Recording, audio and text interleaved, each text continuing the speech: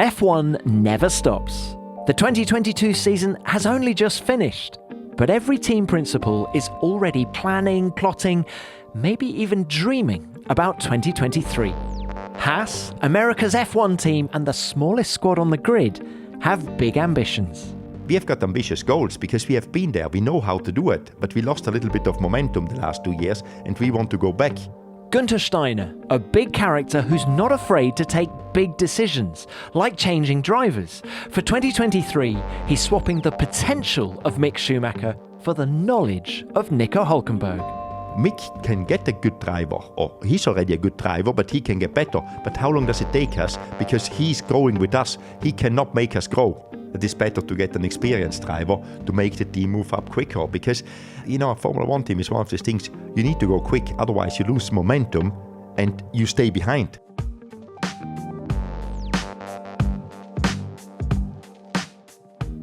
Welcome to F1 Beyond the Grid with me, Tom Clarkson. We last had Guenther Steiner on the show back in 2019, and so much has happened since then. He's become a bit of a rock star. You've probably seen his no-nonsense attitude, brutal honesty, and great sense of humour on Drive to Survive.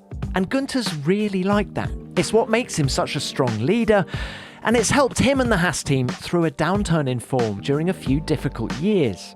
I wanted to find out what it was like to spend a season struggling at the back of the pack, as Haas did last year, and how Guenther dealt with suddenly having to find a replacement driver on the eve of this season, and why he took the difficult decision to replace Mick Schumacher, a hugely popular young driver, with the consistently quick Nico Hulkenberg.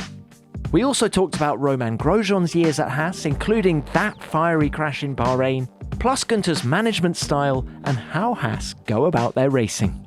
Guenther's a Maverick, someone we all want to get to know a little bit better.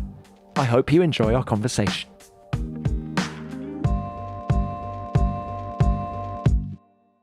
Guenther, it's lovely to have you on the show again. It's been 3.5 years, would you believe it? No, I cannot believe it. It's a long time, and it seems like, I wouldn't say yesterday, but it doesn't seem 3.5 years. Time flies. Time flies in Formula One, but how's life been treating you in that time? Life was pretty good. I cannot complain about life. The work life was sometimes challenging, but all in all, we got through the challenging times, and now we are up for better times, I would say. We'll come on to the team in a second, but I did want to start by talking about your newfound fame, thanks to Drive to Survive. You're the rock star of the team principals now. Is that a tag you enjoy? I don't mind it, but I didn't work for this. It's not something you try to do. What I try to do to run a racing team, get as competitive as possible, and this just happened, without, I cannot say without me doing anything, but I didn't do it on purpose to get there. It's difficult to explain because people, you must know. I never think about it. It just happens, So how does it happen? I don't know. It's one of these things. In life, they just happen. You do your job. People like it. A show comes along. They film you, and that's it. And here we are. How have you embraced it? Has there been any merch, for example? I remember in Austin, the other team principals, I think it was Fred Vasseur, turned up in the press conference wearing a T-shirt. Yeah, the team decided, and again, I say the team decided, not me. They told me, Guenther, you know what we're going to do? We're going to make T-shirts with a few things you are saying on it, and see if we can sell them. And I said, yeah, fine with me. It's for the team. It's not me personally which gets any profits from it, and they put it on sale. And obviously, in the beginning, they didn't print tens of thousands of it, and they sold out within, I would say, in a day or so. They even told me the company Tricorp, which is doing all our merchandise and our team clothing, they put it on their website, and the website crashed for 4 hours. And the owner of it came to me. It never happened to him. I said, I don't know. I don't even know how it really works, this web sale. So I had no idea what it means. But it's good. It's good for the team, huh? Yeah, it's good revenue stream. Correct.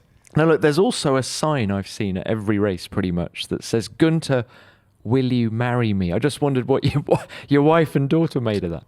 You can imagine what they think. I hope you don't. No, it's good fun, It is good fun. But look, what about you, Guenther, in terms of how has your management style changed in the last 4 or 5 years, do you feel? I wouldn't say it has changed a lot.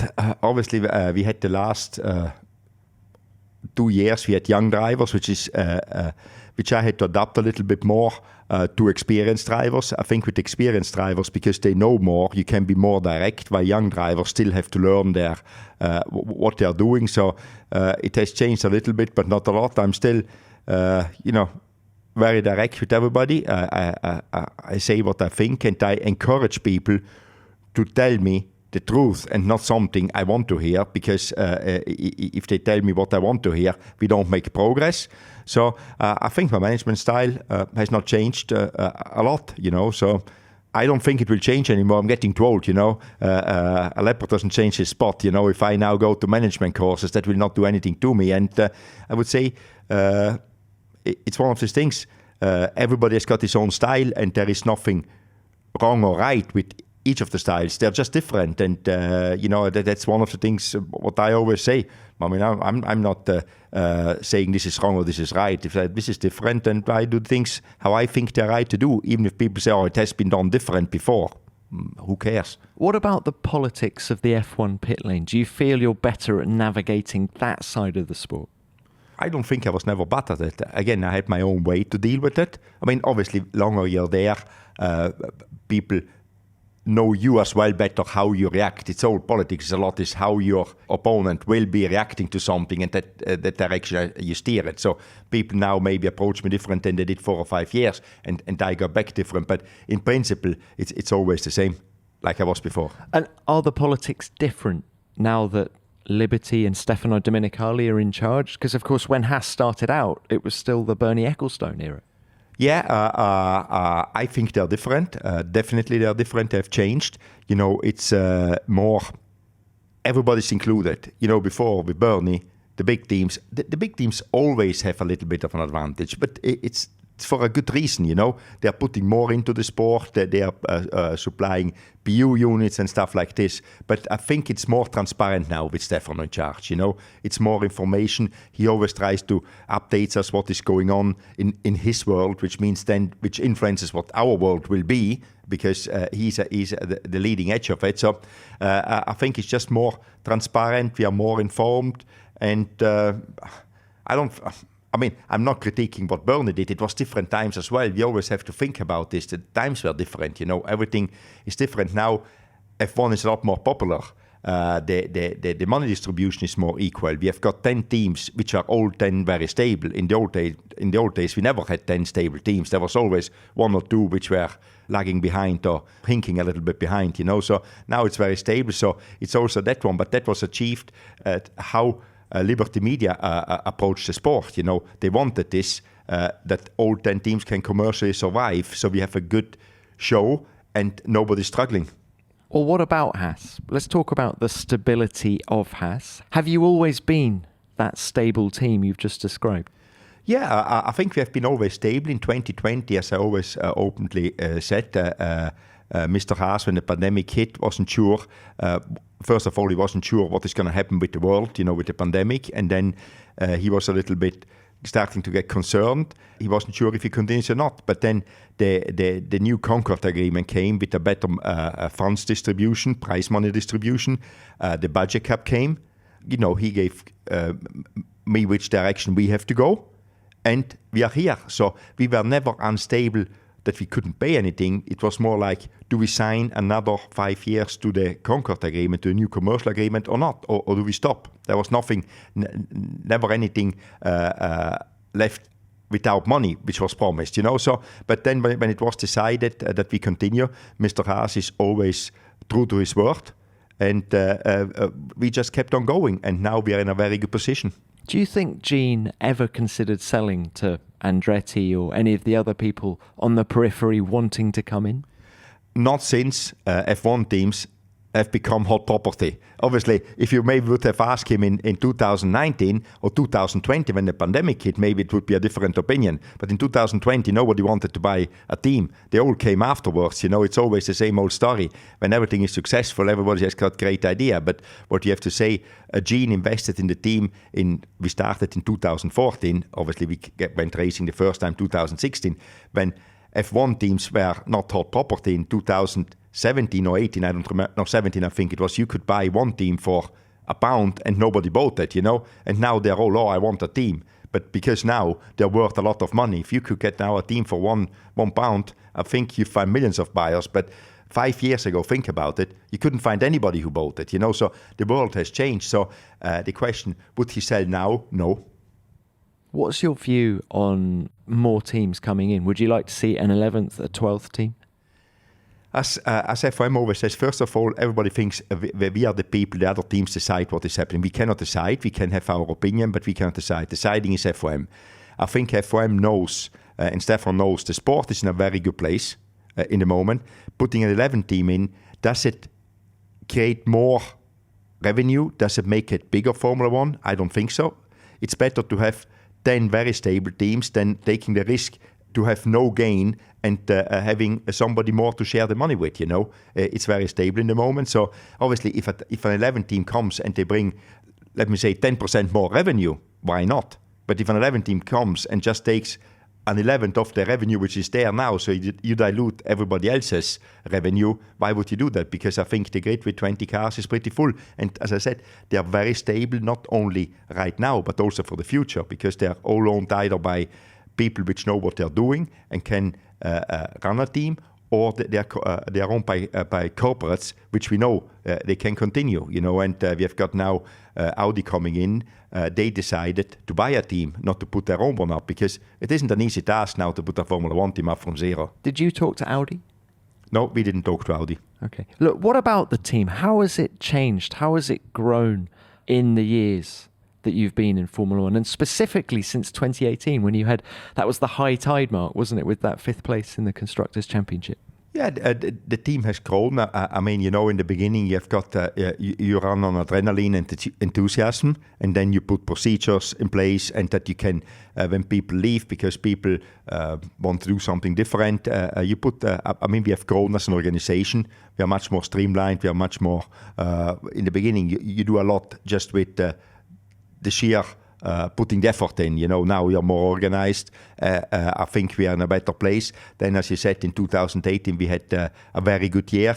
19, our car was not up to what we wanted it to be. And then 20 came, we had quite a few backward hits, I would say, in very short period of time. 19, our car wasn't good. We tried to recover. Then 2020 came. We got again slap in our face because we didn't know if we continue. And then we had to come up with 21 with having 2 rookie drivers. But now it's 22. We made a big step. So I think in 1 or 2 years, our aim is to be where we left it off in 18. You say you've made big steps in 22. Can you just elaborate a little bit on where you've made those steps?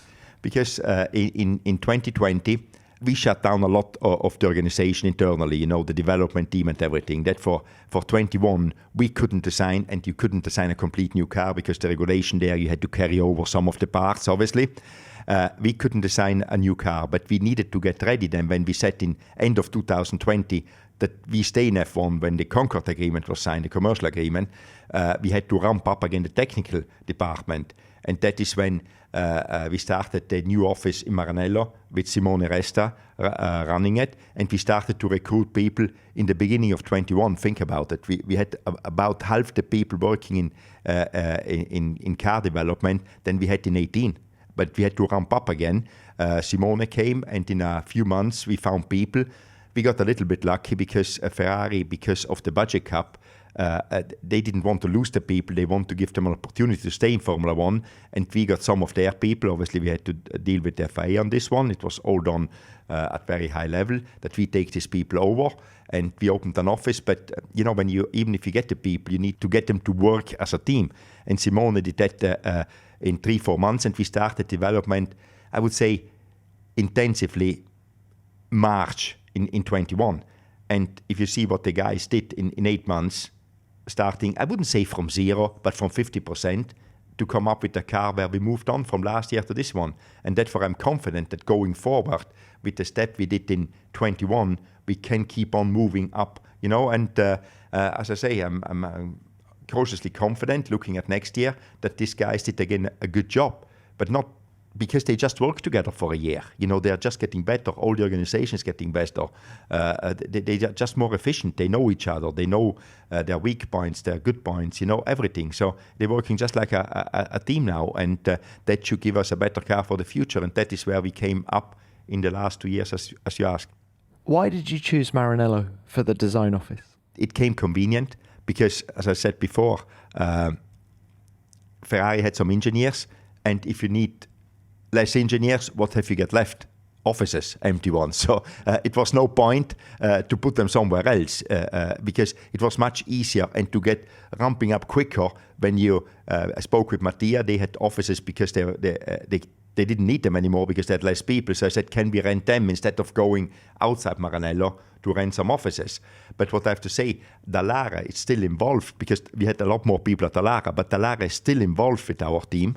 There is, depending on the time of the year when we need a lot of resources, like now, I think we've got about 50, 60 people working at Dallara for us. In summertime, we have got less because there is less work done. That is the advantage of Dallara. They can give you people less and more.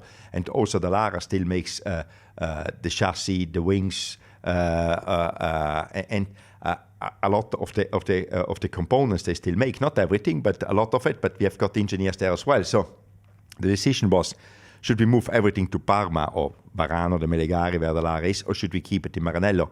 And Maranello came then very easy because 40% of the people which worked there, they worked at Maranello before. Some of our people, which we kept on over 21, they worked in the wind tunnel because we used the Ferrari wind tunnel, so they were located in near Modena. There was no point to move everything to Parma and move 70, 80 people up to Parma and find new offices there. So that was the reason why we decided we move into the Ferrari facility Maranello. We have a different entrance, so nobody says we are just copying it. We have different entrances. It's all supervised by the FIA. So just to be clear, that the car is designed in that design office led by Simone Resta in Maranello. It is then built in Parma at Dallara. The car is designed mainly Maranello, but as I said, in Dallara there are also, depending on the time of the year, between 30 and 50 people. The car is built, the parts are built in Dallara. We always do the first build of the car in Dallara because it's easier, because there's access all to their composite factory, to their machining shop and all that stuff. But then the car moves to the UK and is rebuilt there. It doesn't go back to Dallara anymore, the car. There is no mechanics at Dallara, there's just engineers. The commercial office is mainly in the UK, and I'm in the US. We're living in the information age, where anything and everything we could ever want to know is at our fingertips 24 hours a day, 7 days a week, which for the most part is great, but it does have its disadvantages. When there's so much media out there vying for your attention, it can feel overwhelming trying to keep up with what's going on in the world and what articles you can trust. But staying informed doesn't have to be a challenge. Smart News is here to streamline the way you consume media, to get you straight to the stories that matter most by delivering critical and breaking news curated just for you. It aggregates local and global stories from trusted publishers, so you can stay informed on everything from local weather to trending TV shows, all in one app. Jump from the big stories from top publications, breaking global and national news, to real-time local alerts and sports. You can easily personalize your feed by following top publishers, adjusting notifications, and getting alerts in your area, while Smart News scans the stories, analyzes headlines, and partners with respected publishers to deliver information that helps you live smarter and saves you time in the process. So download Smart News for free today in the App Store to get the news that matters most. That's Smart News, SMARTNEWS. Search for it in the Apple App Store for your iPhone or iPad, or Google Play Store for Android users. Your news, your way. Discover the all-in-one app that delivers the information you need to live smarter. Talking of the commercial office now, how much of a game changer is this MoneyGram deal? It's a big game changer. What we did, what I realized 21, we have to get more commercial, finding more partners, work harder on it. And then we employed a marketing director. He joined us beginning of 22. And with good people around, Mark came on board. We recruited a few more people, and we got a good momentum with sponsors. Sponsors see that we can do better, that we are on the up again, and everybody sees what Formula One in the moment is happening. The popularity is getting a lot bigger than it was 3-4 years ago, as we said. So a lot of people watch it, and I think a lot of people. A lot of people like underdogs. A lot of people like what we are doing because they see we work hard. We get up and down results. There is always something happening, and we have got now a good commercial department which can show the potential sponsor what is possible. That is why we made gains in that department as well. But back to Monogram, they see something coming. They're a global company based in America, but 90% of their markets, they have F1 races. So for them, it's a very good tool to market their company. Otherwise, they wouldn't do it. They don't do it just for fun because it's a lot of money, So I think they saw what is happening in the United States with Formula One, and they said, let's be one of the first big companies, new companies, which go into Formula One in the US. And I think they were very smart because they came in at the right time. How much does Gene understand Formula One now? Because you've been making all these changes, first in Maranello. I would imagine you were courting MoneyGram for many months before you actually did the deal. This was all happening during the most difficult season in the team's history, 2021. Did Gene understand what was happening in 21? You're at the back of the grid, but he could see the light at the end of the tunnel.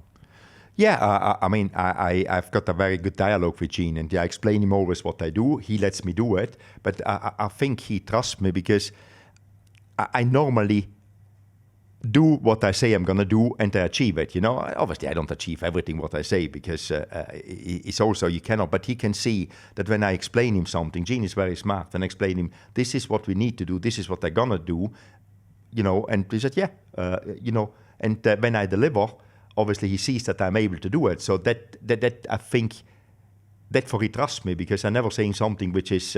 Is how you want to do that. And if you ask how you're going to do it, I can explain it, That is how Gene got into F1.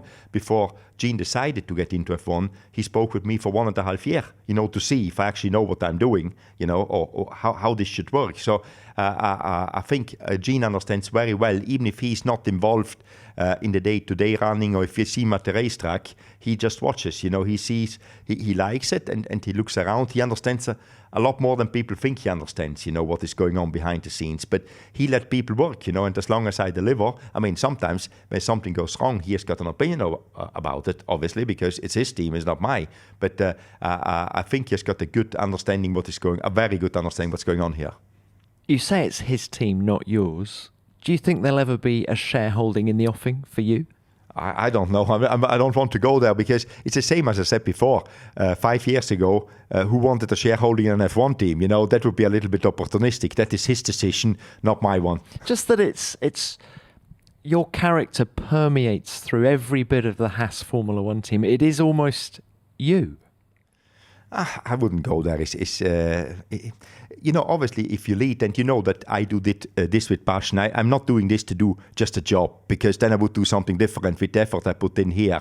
You can do a lot of other things with that effort. I like what I'm doing, and obviously, if I can stimulate people to do a good job, why not? But I don't get up in the morning, how do I behave today, what I'm going to do today. I know exactly what to do, what I want other people to do, and I think I have got a good group of people around me, which actually, as much as they have to work hard, they like to do that, Otherwise, they wouldn't be here. They're a little bit like me. I like to work hard, but I enjoy what I'm doing. And these people is the same. Otherwise, they wouldn't work with me because I'm sometimes not the easiest guy to work for. But I think they respect because I put effort in. I'm not just telling them, you have to do this, that, and the other. No, they know.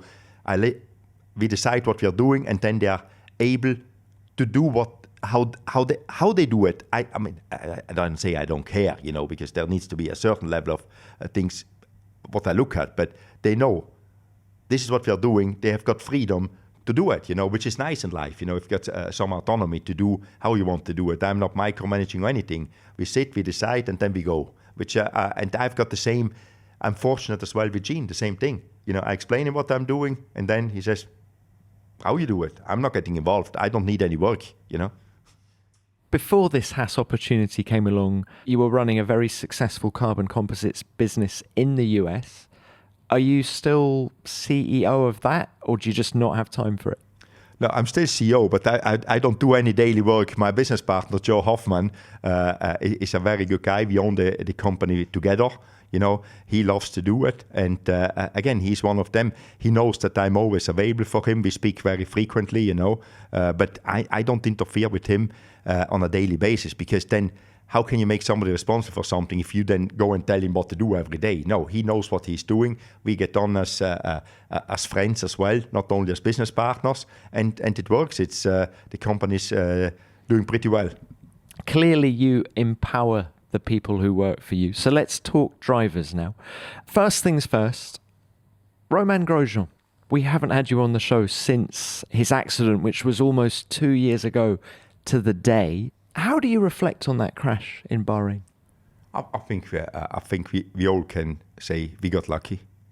I mean, that is the only thing you can say, that he got out of the car. I mean, if you reflect on it, it is these 20 seconds, they were very long but very short, because there was nothing in between. If he doesn't come out, he doesn't come out forever, So it's now brutal to say like this, but he was strong enough to come out. And obviously, once you see somebody coming out like this, it's just relief. There's nothing else. And you can say this was, it was not only luck, because the cars are very safe. I'm not saying anything of this, but how this happened, it couldn't have got any worse. You run into somewhere where it's the worst place on the racetrack to run into, and then you go on fire as well. What more can happen, But he got out of it, and we were lucky, and it all ended good, How did that crash affect you personally?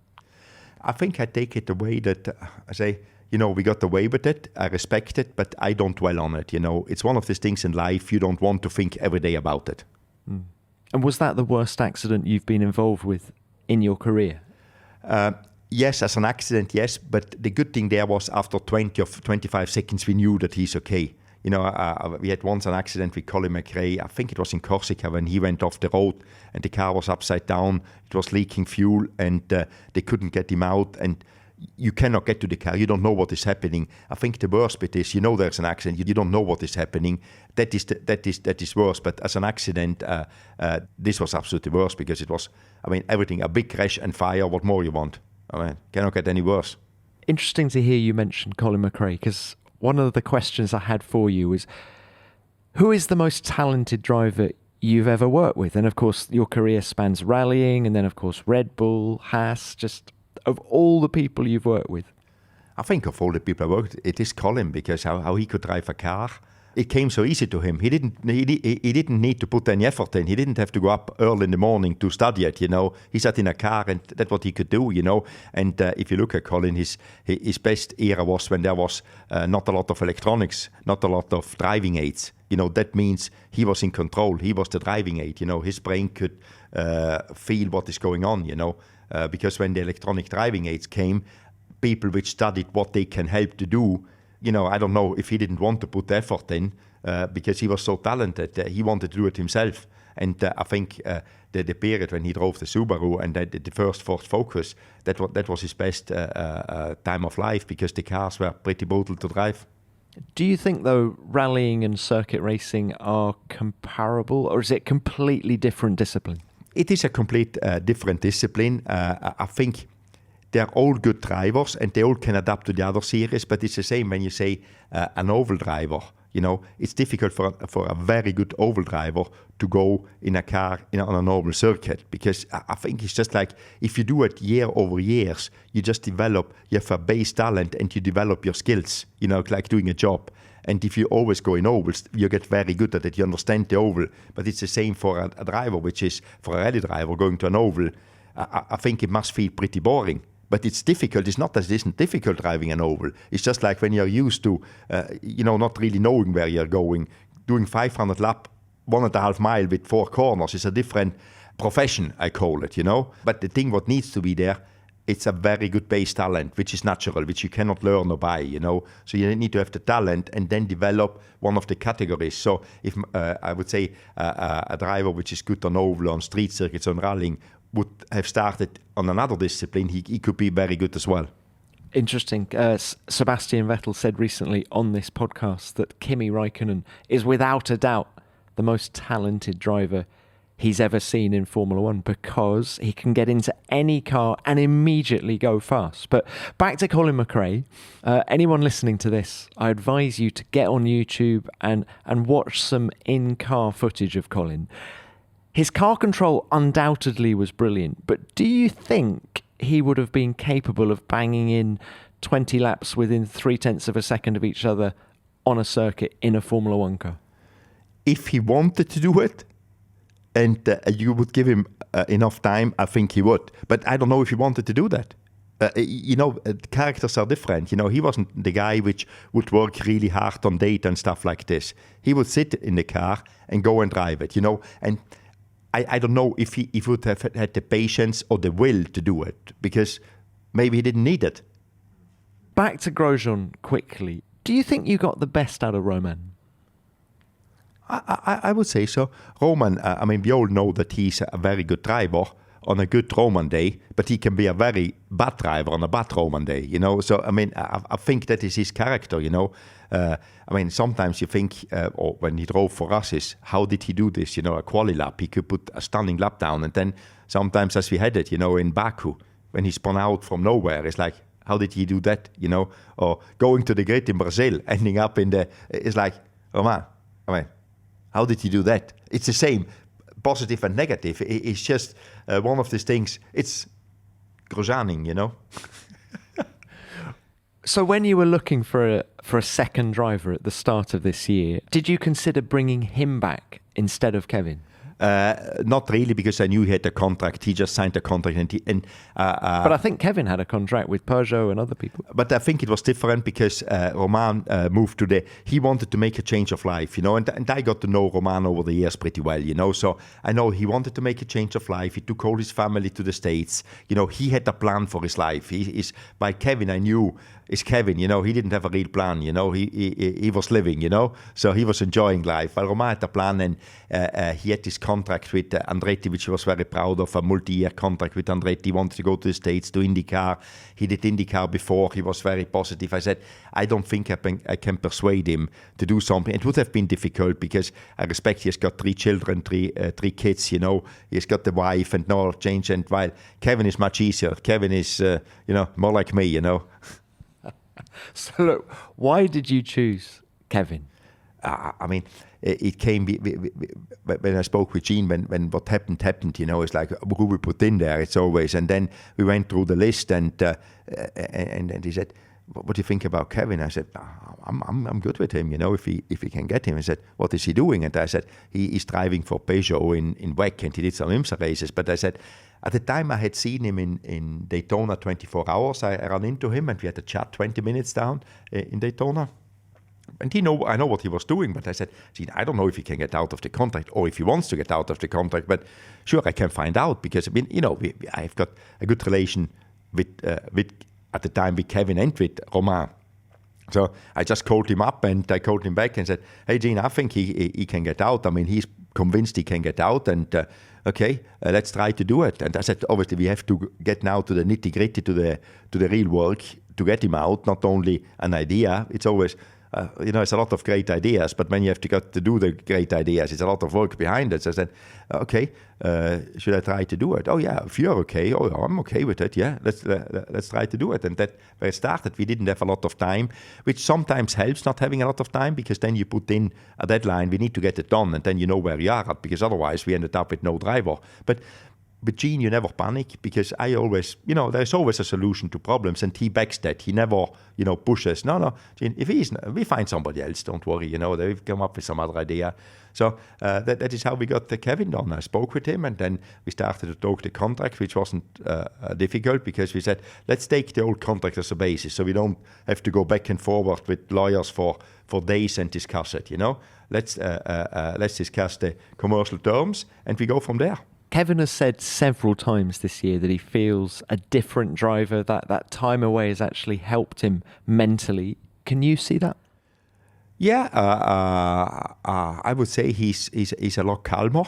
But I don't think it's not only the time away. He's got a family now, he's a year, 1.5 older than, or now it's 2 years older than when he left, so that changes people as well. But obviously, we all know Formula One is one of the sports. When you're in it, you don't really appreciate what you've got.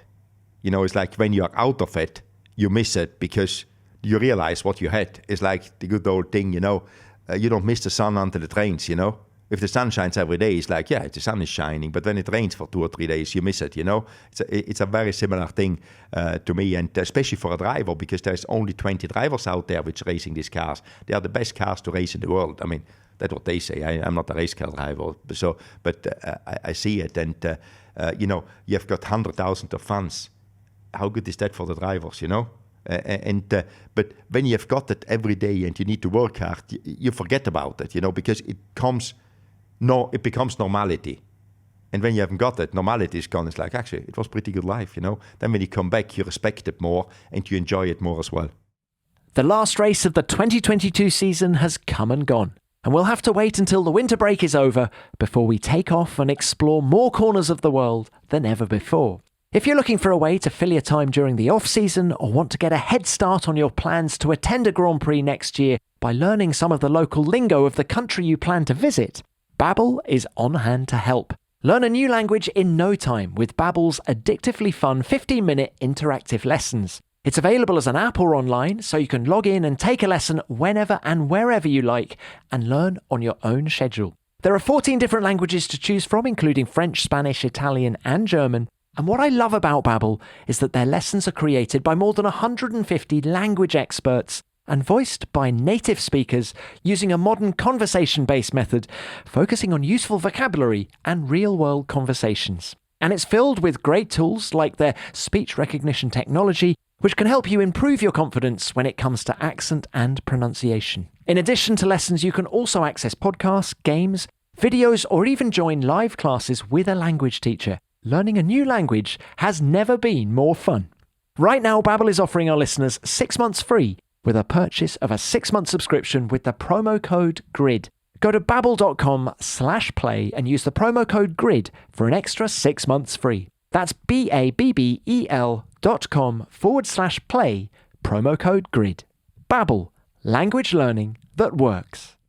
Kevin Magnussen will be on pole position for the sprint race here in Interlagos. 2 races ago, he was wearing T-shirts that had his face on with the word legend. I dare say he's going to sell a few more now. Guenther Steiner and Kevin Magnussen. Oh, that's brilliant. Look, we're speaking a week on from that fabulous pole position at Interlagos by Kevin. How important are days like that for team morale? They are the moments a team works for, especially a team up and coming again. We know that we can do better, but always you need to prove that you can do it. And when you do a pole, that proves we can do it and gives you that additional energy to keep on going, especially at the end of the season. Everybody's tired. You're in Brazil, you're tired. We are fighting for 8th position, and boom, Kevin puts it on pole. We never had a pole, and a pole in Formula One is something. There's not everybody has made that one. Obviously it came with the changing circumstances of the racetrack, but I think we did a good job. We didn't get lucky with that. We were there at the right time when we took the opportunity, I call it. There was an opportunity given to go on pole, and we took it. It's the same when a small team gets on the podium. A small team normally cannot get on the podium. You need to be there at the right moment when the opportunity is given. So I think it's very similar to that one. I think credit where it's due. 8 of the 10 drivers in Q3 got an opportunity to put a lap in, and Kevin's was fastest. I think it was there was no luck involved at all. Some say you were at the end of pit road. Yeah, but we were the first ones to go out to make the decision to go on the right tires, because nobody came out on the right tires. We made the decision. And as you said, if you look the in-car camera of that lap from Kevin, I mean, again, if you can see it on YouTube, watch it and you see that it was a pretty cool lap. Now, you've worked with many drivers. What is Kevin's greatest strength? First of all, his talent. He can stay calm. Sometimes for me, sometimes too calm. He can take a lot of pressure and it doesn't affect him, But I think sometimes I tell him, you need to, a little bit more. But I'm not telling people how to be. I don't do that. But it's like sometimes, but I have not seen him overreacting a lot, especially since he came back. And have you been impressed by the way he's led the team? Yes, the team believes in him because he was here before. He had an advantage on that one, I would say. And he took the advantage by just giving the team what the team needs. He respects everybody. He's not this driver which wants to be the best friend of everybody. But there is respect, and you can see it. He knows what a mechanic does because, he comes from not a lot, So he came up the hard way. So he respects everybody working in the team. He's never negative about something. He's very, very respectful of everybody in the team. So what about Mick Schumacher? You're letting him go after 2 years with the team. Why? We made the decision. The decision was made by analyzing what is the best for the team to go back where we want to be. And I explained long enough where we want to be, so I don't want to bore anybody with that anymore. And we needed experience. And we waited a long time because we weren't sure what is the right thing to do. Then, in the end, it said, we need somebody who, I think the weakest point or a weak point is still the team. Over the last 2 years, we lost a lot of momentum and we need to bring that drive back to the team with experience, people which have done it, to bring the whole team up. We don't have one weak point in the team.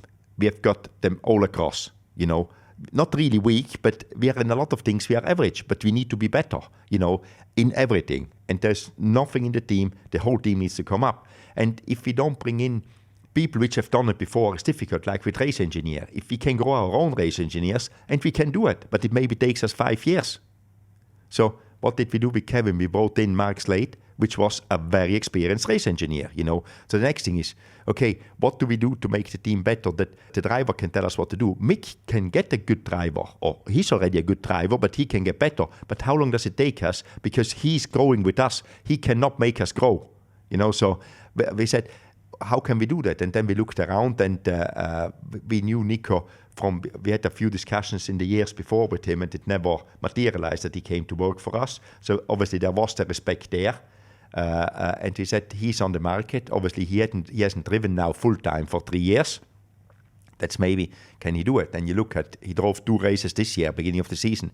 He did do pretty well, So, okay, that is a possibility to do. And then we evaluated what is better for the team. And then it came out that it's better to get an experienced driver to make the team move up quicker. Because, a Formula One team is one of these things, you need to go quick. Otherwise, you lose momentum and you stay behind. It's difficult to recoup if you do everything internally, organically. You need things from outside. And the biggest assets a team has got is the people.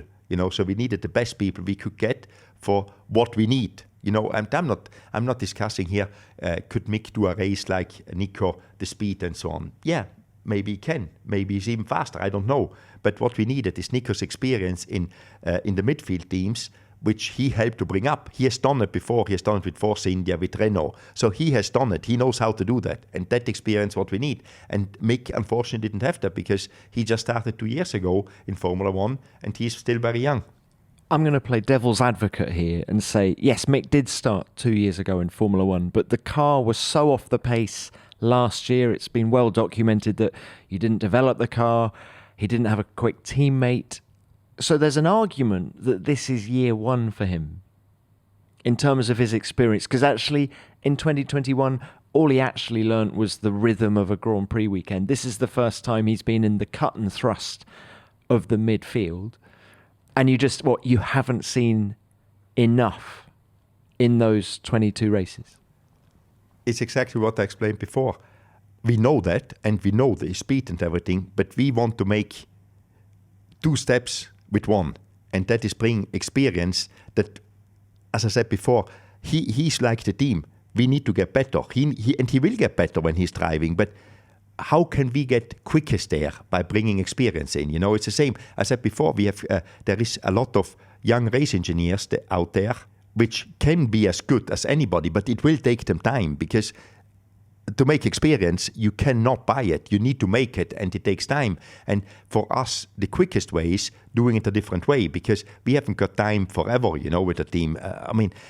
To attract good people, you need to have success. It's all, you can say, okay, this is our people. We all build them up, and in 5 years, we will be fifth. No, we try to be fifth in 2 years. How can you achieve that, Because we have got ambitious goals, because we have been there. We know how to do it, but we lost a little bit of momentum the last 2 years, and we want to go back to that one.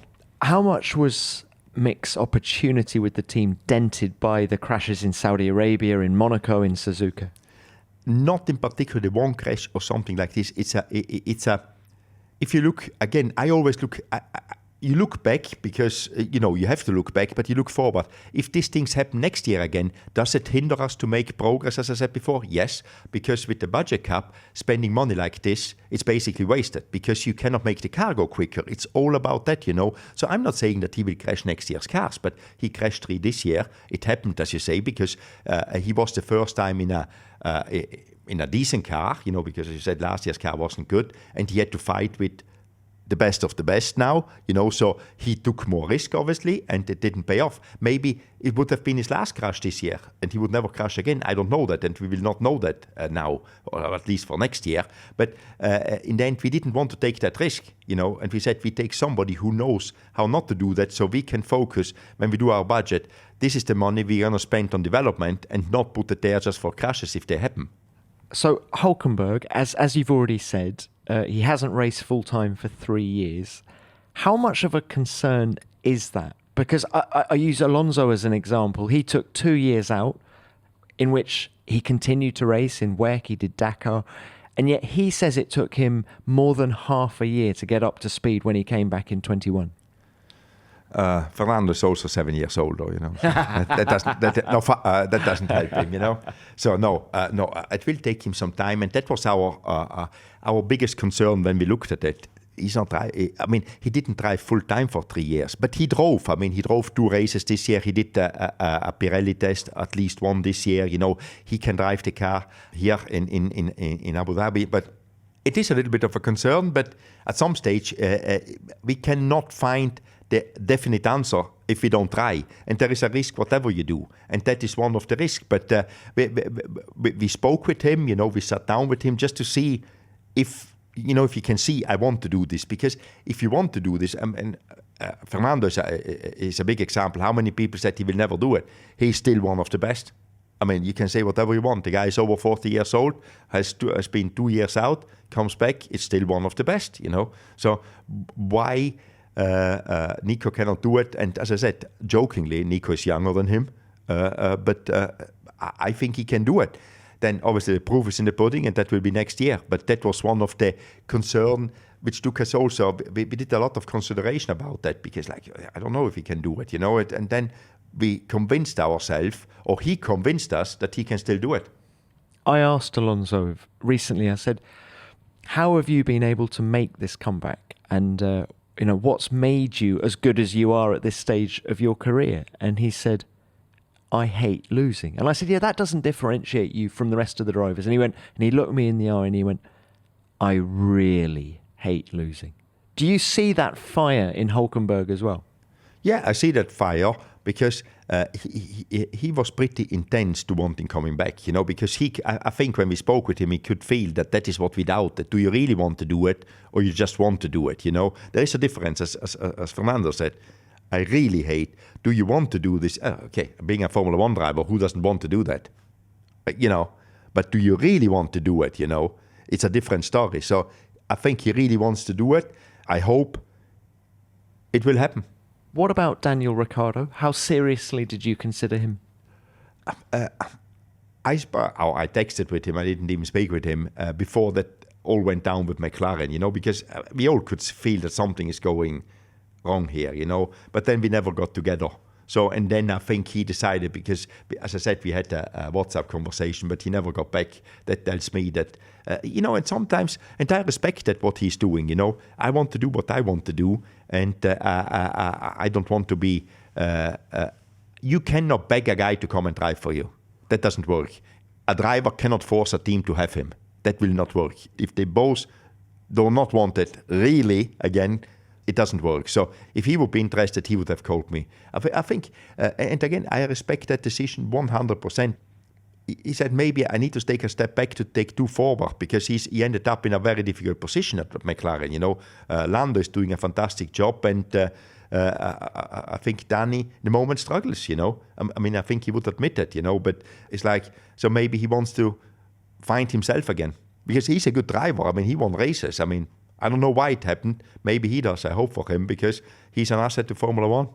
So do you think Hulkenberg and Magnussen are going to be a difficult combo to manage? And I hark back to the 2017 Hungarian Grand Prix. Suck my balls, Nico. No, I don't think. I think they spoke. I don't think, and I always say they don't need to be the best mates as long as they respect each other. But I think they respect each other. I spoke with both of them about the other one. They're both pretty cool about it. And as I said, maybe my management style maybe is better with experienced drivers, than with young drivers. As I said before, I tone down, but it's like, I can tell these guys what to do, and they understand me both, because they know I'm doing it for passion, not to be nasty or anything, because and I think they know me both long enough as well, to know I'm not the easiest guy to get along with, but I never hold grudges, it's, I say what I say and then we move on, but I need to tell you, and you need to be strong enough to take it, but you can get back at me as well. I'm not getting upset, maybe I get upset at the moment, but if it is constructive, I take it on board and try to make it better. I want that input, How can we do better, Did you consider Hulkenberg as a replacement for Nikita Mazepin at the start of this year? I think he was on the list, but there it was like, I think the Kevin solution was almost too easy once he came up, because we know him, we know what we get while bringing and he knew the team. He just had a head start in a difficult situation, because we had only 2 weeks to go. Now we have got 3 months or 2.5 months to go, so it's a little bit more time. With 2 weeks to go, when you have somebody who knows everybody, who knows our processes, how we work, because we work a little bit different than other teams. So if you have got all this, it gives you a head start, and as we could see by Kevin finishing 5th in Bahrain.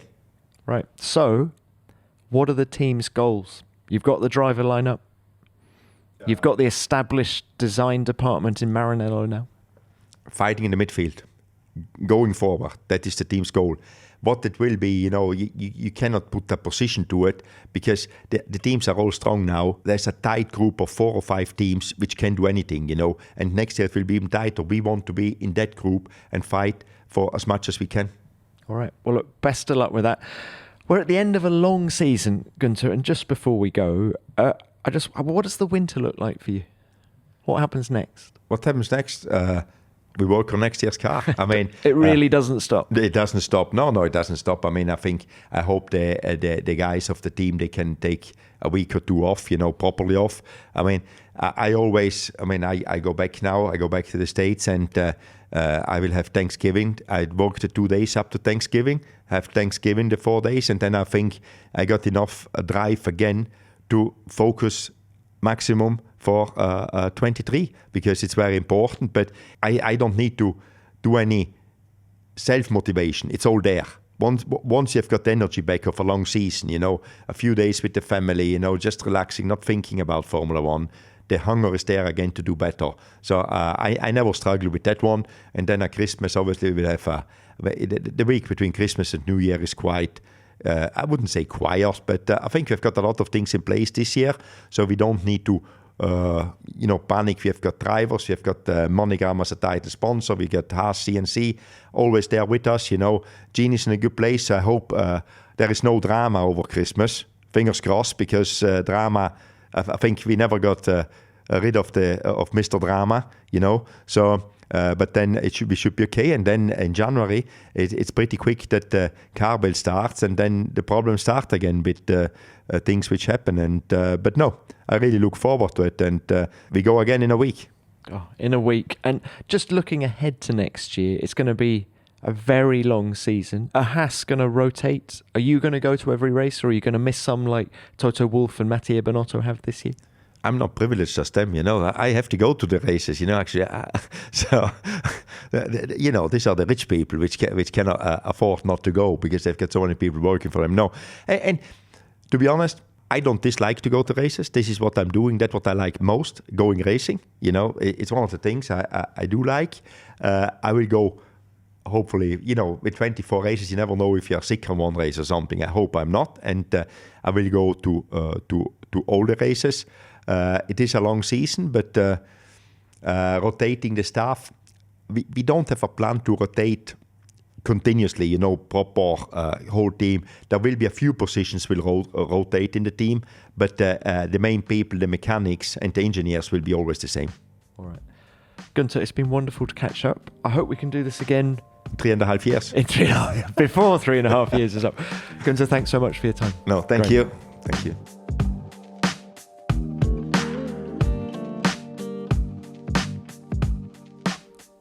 Don't you worry, Guenther. We won't let another 3.5 years pass before getting you back on the show. There'll be too much to discuss in the coming seasons. But as for what we've just heard, I thought we got a very thoughtful and insightful Guenther. His take on the journey that Haas has been on these past few years and the reasons behind the establishment of their design department in Maranello was fascinating. Equally, he was very logical in his explanation as to why he chose Nico Hulkenberg ahead of Mick Schumacher for 2023. Time will of course tell whether it was the correct decision. Guenther, many thanks for your time. Enjoy Thanksgiving with the family back in the US, and I'll see you soon. Now, as ever, please send in your thoughts and stories about Guenther. Tell me what you think of the season that Haas has just had, or what you think of their decision to replace Mick. Send me what you have at Tom Clarkson F1 on Twitter, or use the hashtag F1BeyondTheGrid. Which of course brings me on to what you sent in about Sebastian Vettel after last week's show. We received literally hundreds of messages, and thank you to everyone who wrote in. And here's a small handful from the mailbag. Gerald had this to say: Sebastian has always been my F1 idol. Ever since I was young, I would always watch the Singapore Grand Prix where he would totally rule. My dad got me a Sebastian Vettel polo t-shirt, which made me more in love with him than ever. And Rahul Arora will come to you next. Thank you, Tom, for this episode. It was wonderful to hear from the legend reflecting on his illustrious career with such humbleness, wishing Seb all the best for his future endeavours. And Melam El Abed, you're next. The end of an era, but the start of a legacy of a legend. Without a doubt, Seb has been one of the best drivers Formula One has ever seen. As he once said, everyone is a Ferrari fan. Well, I believe that everyone is a Seb fan. Great episode. And Aaron, we'll come to you now. As a lifelong Formula One fan, I've followed Sebastian's F1 career from the beginning. This chat really showed a side to Seb we don't often see, especially the love for his family. An incredible talent behind the wheel, he will be truly missed. Danke, Seb. And finally, let's go to Chloe. This has been such an incredible and beautiful listen. It's been a pleasure being a fan of Seb, and hearing him speak so openly and freely when he's so private is a privilege. Was almost in tears hearing him speak about his wife, Hannah. Thank you, Chloe, and thank you to everyone who wrote in. I read all of your comments while on the plane back from Abu Dhabi. Well, that's almost it for this week, and please remember to send in your thoughts and stories about Guenther Steiner, who, I might add, mentioned Kevin Magnussen a lot during our chat. I had a brilliant conversation with Kevin earlier this year where he talked about his F1 return, and there's a link to that episode in the show description. Plus, check out our back catalogue for almost 200 interviews with F1 stars from every era of the sport. The season might be over, but we've got some big names lined up between now and the end of 2022. So thanks for following, reviewing and rating the podcast, and for listening. F1 Beyond the Grid is produced by Formula One and Audio Boom Studios. Until next time, keep it flat out.